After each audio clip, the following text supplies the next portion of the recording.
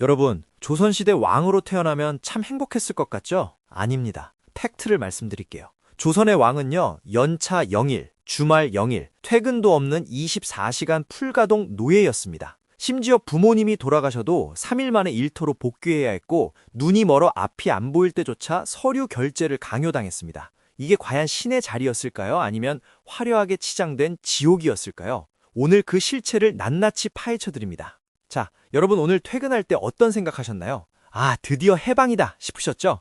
직장인에게 퇴근과 주말은 생존 그 자체입니다. 하지만 500년 조선 왕조의 주인공들은 평생 그 해방을 느껴본 적이 없습니다. 우리가 드라마에서 보던 그 여유로운 모습 90%가 가짜입니다. 실제 기록 속 왕들은 현대판 블랙 기업의 24시간 무급 대기조이자 전 국민이 지켜보는 트루먼쇼의 주인공이었습니다. 오늘 영상은 단순한 역사가 아닙니다. 번아웃에 찌든 2040 직장인 여러분을 위한 조선판 직장 잔혹사입니다. 이 긴 여정을 끝까지 함께하고 나면 아마 여러분은 내일 출근길에 이런 생각을 하실 거예요. 와, 우리 사장님이 갑자기 천사로 보이네. 나는 그래도 왕보다는 자유롭구나.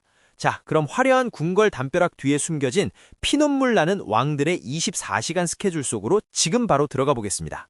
조선 왕의 공식 기상 시간은 새벽 3시, 인시입니다. 여러분이 한참 깊은 잠에 빠져 침을 흘릴 시간이죠. 왕은 왜 이때 일어나야 했을까요? 단순히 부지런해서? 아니요. 조선의 시스템이 그렇게 설계되어 있었습니다. 눈을 뜨자마자 세수하고 털을 다듬고 의관을 정제하는 데만 1시간이 걸립니다. 그리고 새벽 4시, 밖은 깜깜한데 왕은 등불을 들고 어디론가 향합니다. 바로 문안 인사입니다. 대비마마 처소에 가서 어머님 밤새 안녕하셨습니까? 라고 인사드리는 건데 이게 말이 좋아 효도지 사실상 정치적 출석 체크였습니다. 만약 조금이라도 늦거나 안색이 안 좋으면 당장 신하들 사이에서 왕이 게으르다느니 나라의 기강이 무너졌다느니 하는 뒷말이 나옵니다. 인사가 끝나면 바로 공부가 시작됩니다. 아침 5시 해가 뜨기도 전에 하는 조강입니다.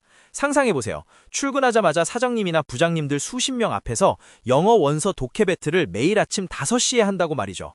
왕이 대답을 버벅거리면 신하들은 전하, 공부 좀 더 하셔야겠습니다. 이래서 나라를 다스리겠습니까? 라며 대놓고 망신을 줬습니다. 특히 성종 같은 왕은 이 공부를 너무 열심히 하느라 신하들이 제발 잠 좀 자라고 말릴 정도였고 반대로 연산군은 이 공부가 너무 싫어서 공부하라고 하는 놈들은 다 죽여버리겠다고 폭발하기도 했죠.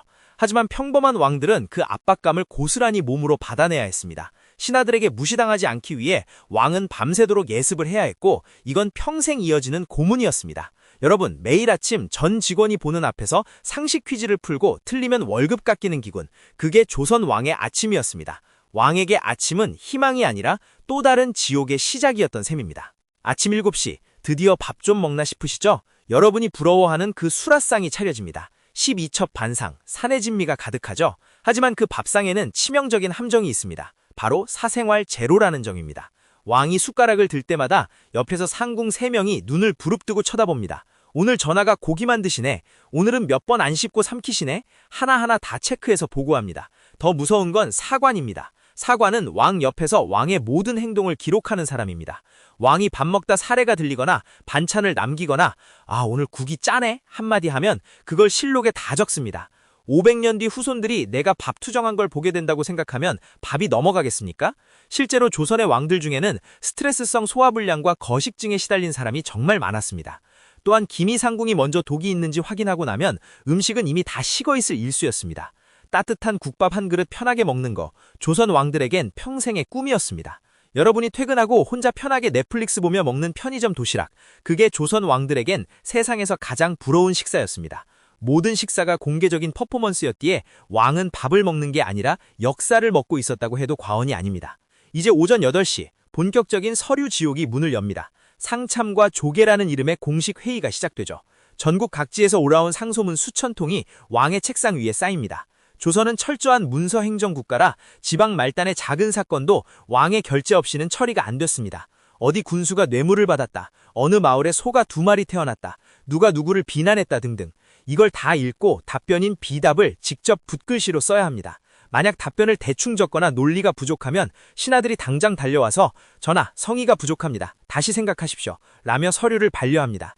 여러분, 사장님한테 보고서 빠꾸 먹는 거랑 차원이 다릅니다.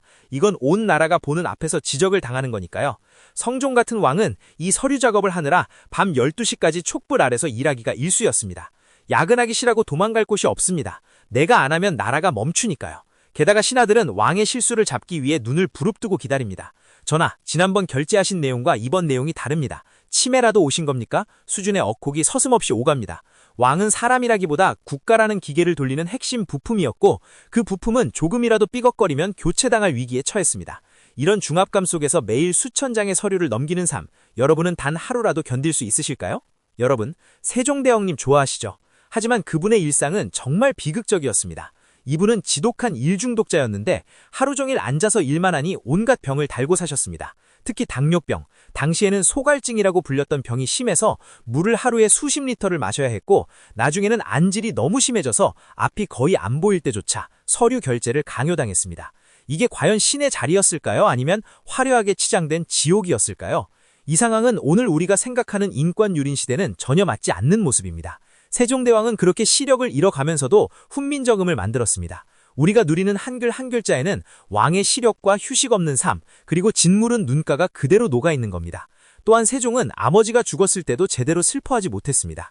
고기를 너무 좋아했던 세종에게 신하들은 부모님 상중이라도 고기를 드셔야 건강을 챙겨서 나란 일을 하실 거 아니냐며 억지로 고기를 먹였습니다. 슬픔마저 국가를 위해 통제당해야 했던 사람, 그게 바로 우리가 아는 성군 세종의 진짜 모습이었습니다. 세종대왕에게 성군이라는 칭호는 영광스러운 이름이 아니라 자신을 완전히 갈아넣은 고통의 훈장이었습니다. 밤 11시, 이제 퇴근해서 침소로 들어갑니다. 하지만 왕은 잠을 자도 자는 게 아닙니다. 항상 암살의 위협이 있었기 때문에 매일 밤 잠자리를 바꿔야 했습니다. 오늘은 어느 방에서 잘까요? 라고 묻는 것조차 극비보완이었습니다. 정조대왕은 실제로 암살 위협 때문에 잠을 거의 자지 않고 무예를 닦거나 책을 읽었습니다. 침대 옆에 칼을 두고 자는 그 심정, 여러분은 상상이 가시나요? 또 영조 이야기를 안 할 수 없습니다. 영조는 자기 아들 사도세자를 왜 그렇게 미워했을까요? 바로 자기네 그 병적적인 업무 스케줄 때문이었습니다. 영조는 아들이 새벽 인사를 조금만 늦게 와도 네가 그러고도 왕이 될 놈이냐? 내 기운을 다 망쳤다 며 온갖 폭언을 퍼부었습니다. 공부를 조금이라도 소홀히 하면 신하들 앞에서 아들을 무시하고 모욕을 줬습니다. 결국 사도세자가 미쳐버린 건 조선 왕실이라는 거대한 블랙 기업의 가스라이팅 때문이었는지도 모릅니다. 부모 자식 간의 정보다 시스템의 유지가 우선이었던 곳, 그게 바로 궁궐이었습니다. 최고급 보약을 먹고 최고의 의원이 옆에 있어도 조선 왕의 평균 수명이 46세였던 이유가 바로 여기에 있습니다. 육체적인 과로보다 사람을 말려 죽이는 정신적인 압박감이 그들을 조기 퇴직, 즉 죽음으로 몰고 간 것이죠.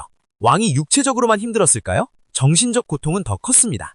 조선의 신하들은 왕을 가르치려 들고 사사건건 시비를 갈았습니다. 정조는 신하들이 하도 말을 안 들으니까 비밀 편지에 호로 자식, 입에서 똥내가 난다 같은 욕설을 써서 보내기도 했죠. 영조는 스트레스가 극에 달하면 나 왕 안 해, 사표 낼 거야 라며 선의쇼를 벌였습니다. 그러면 신하들이 맨 땅에 머리를 찧으며 빌어야 했는데 이게 왕의 유일한 스트레스 해소법이었습니다. 사방이 적으로 둘러싸인 오피스에서 평생을 보낸다고 생각해보세요. 옥좌는 사실 화려하게 치장된 가시방석이었고 왕관은 머리를 짓누르는 무거운 족쇄였습니다. 자, 이제 긴 영상의 마무리입니다. 여러분, 조선 왕들의 하루를 보셨는데 어떤 기분이 드시나요?